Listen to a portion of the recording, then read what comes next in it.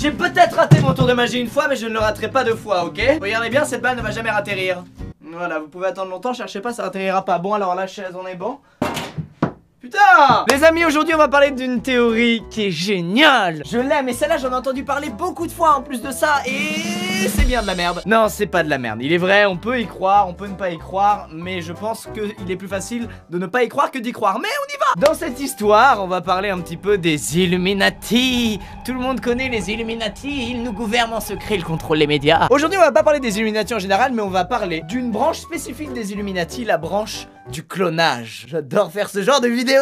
Vous avez sûrement peut-être vu sur le net, Beyoncé serait morte dans un accident et un clone la remplacerait. Avril Lavigne pareil, Paul McCartney aussi. Pourquoi les Illuminati iraient cloner des gens? Pourquoi? Laissez-moi vous parler de Donald Marshall, ou plutôt de ce qu'il dit. En 2011, il a publié un énorme post sur Facebook qui a fait un buzz total. Dans ce long pavé, il dévoile être lui-même un clone. Wow, Donald Marshall, tu commences bien, tu nous intéresses fort. Raconte un peu la suite parce qu'on a envie d'y croire à ton histoire. Il a eu la malchance de se retrouver dans une station de clonage dirigée par qui? Non, quelqu'un qui passe plus. Encore, et oui! La reine Elisabeth II. Marshall aurait été vendu aux Illuminati par ses parents qui étaient en dèche quand il avait l'âge de 5 ans. Certains deviennent serveurs pour arrondir leur fin de mois, d'autres vendent leurs enfants aux Illuminati, c'est bon? Selon Marshall, les Illuminati se rencontrent généralement dans des bunkers souterrains. Et toujours selon Marshall, il y a certains bunkers qui cachent des fermes à clones qui rapportent énormément d'argent, puisqu'apparemment faire un clone ça coûte de l'argent. Le délire du clonage aurait commencé peu de temps après la Seconde Guerre mondiale, quand les hommes politiques ont commencé à s'afficher avec des stars, que ce soit du cinéma ou de la musique. Stars qu'ils pouvaient contrôler puisque ce sont des clones, sauf qu'ils se souviennent pas d'être des clones, donc ils sont très dociles. Je sais pas si vous avez vu le film The Island, mais par exemple dans le film ils utilisent les clones. En fait les gens riches se font cloner pour que s'ils aient un problème et qu'ils aient besoin d'une greffe ou quoi, et ben ils le prennent à leur clone en fait, voilà. Une sorte de sécurité sociale, une assurance vie. Jusque là ça se tient un peu. C'est là où ça part un peu en couille, où notre ami Marshall a testé un cocktail expérimental de toutes les drogues réunies. Il accuse principalement la famille royale d'Angleterre de faire partie du coup. Apparemment Elisabeth serait l'une des pires. Elle leur ferait des trucs affreux, comme par exemple les découper à l'épée pendant qu'ils hurlent. Vous commencez à un peu moins aimer Donald Marshall. Eh, respectez-le, ok? C'est le premier clone qui a réussi à s'enfuir du complexe des Illuminati, ok? On lui doit le respect, c'est un putain de héros ce mec. Comment il a fait d'ailleurs pour réussir à s'enfuir du complexe des Illuminati? Il a dû établir le meilleur plan de l'histoire, un truc infaillible. Les Illuminati ont eu peur de sa puissance. Il est si malin, Donald Marshall. Il a chanté. C'est bon. Il a chanté, c'est lui qui le dit, je n'invente rien. Donald Marshall aurait chanté comme ça devant les Illuminati et... Enfin, il aurait chanté des trucs qu'il a composés lui-même et les Illuminati auraient adoré ses musiques. Ils auraient donc arrêté de maltraiter le pauvre Donald et auraient préféré tirer profit de son talent pour la musique. Et respectez-le, hein. Il aurait composé Single Ladies de Beyoncé, Unforgiven de Metallica, You're Gonna Go Far Kid de The Offspring et Shut It Down de Pitbull. Bon, ça là on s'en bat les couilles, j'avoue. C'est ainsi que Donald Marshall regagne sa liberté et n'est plus prisonnier des Illuminati. Un vrai héros. Il a fait des interviews, il a été contacté par énormément de personnes, il a même une fanbase qui lui a créé un site. Alors c'est quoi la suite, Lucas? Putain, calmez-vous. Votre star est peut-être morte il y a de nombreuses années, mais les Illuminati l'ont remplacé par un clone ou par un sosie. Et vous n'y avez vu que du feu. Je vous propose d'enquêter sur ces stars qui auraient été remplacées il y a des années par un clone, puisqu'elles seraient en réalité mortes. Premièrement, Avril Lavigne. Comment ça personne n'est fan d'elle en 2018? Avril Lavigne se serait suicidée en 2003 après que ses parents aient divorcé. Les mecs, vous auriez pas pu trouver une meilleure raison quand même. Elle aurait été remplacée par un sosie du nom de Melissa. Alors pourquoi chercher un sosie quand tu peux faire des clones, hein? Je sais pas, mais bon. Mais qu'est-ce qui a trahi Melissa alors qu'elle lui ressemble comme deux gouttes d'eau? Et ben d'après les fans, c'est son nez. Effectivement, le nez de Avril est différent du nez de Melissa. Bah, c'est surtout la photo hein, qui est différente, hein. Il y en a une de face, l'autre de profil, l'une les couleurs sont pas ouf, l'autre les couleurs sont hyper lumineuses. Ils auraient aussi trouvé suspect que dans une des chansons de Melissa, du coup, hein, après la mort de Avril, il y a une ligne qui dise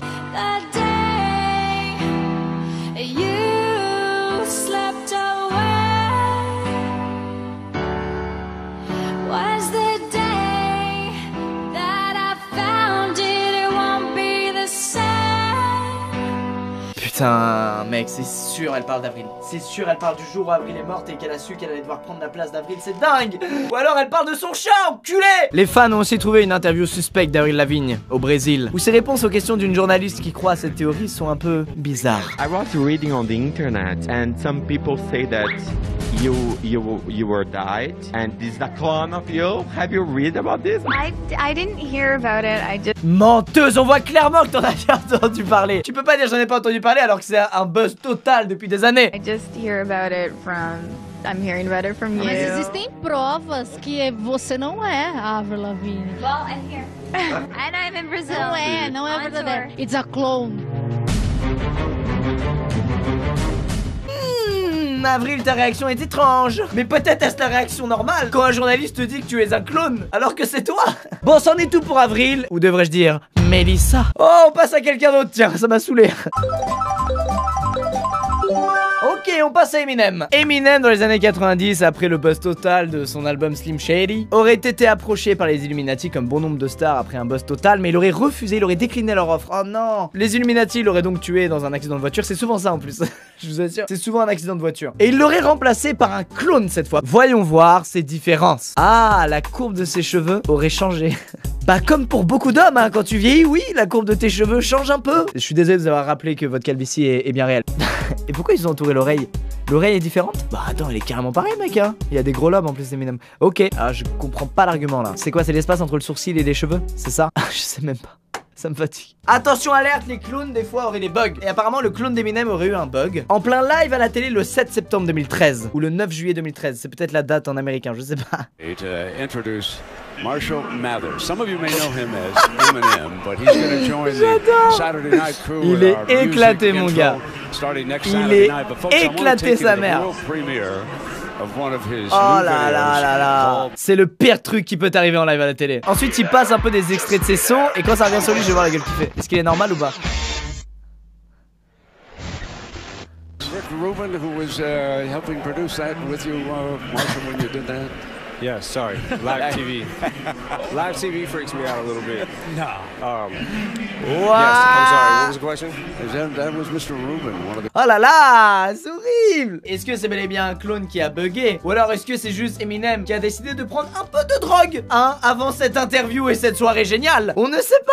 Ce qui est drôle c'est qu'il a remis ça il y a pas si longtemps dans une autre interview. Je sais pas si c'était en live cette fois-ci mais il était encore une fois dans une interview. Il y a un problème avec les interviews je crois, ça fait bugger le cerveau d'Eminem. Et il a eu une phase exactement comme celle qu'on a vue avant.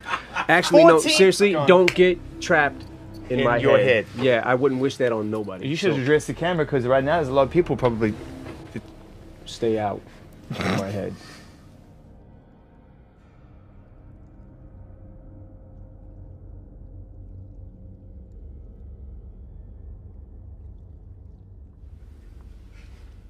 Good to see you.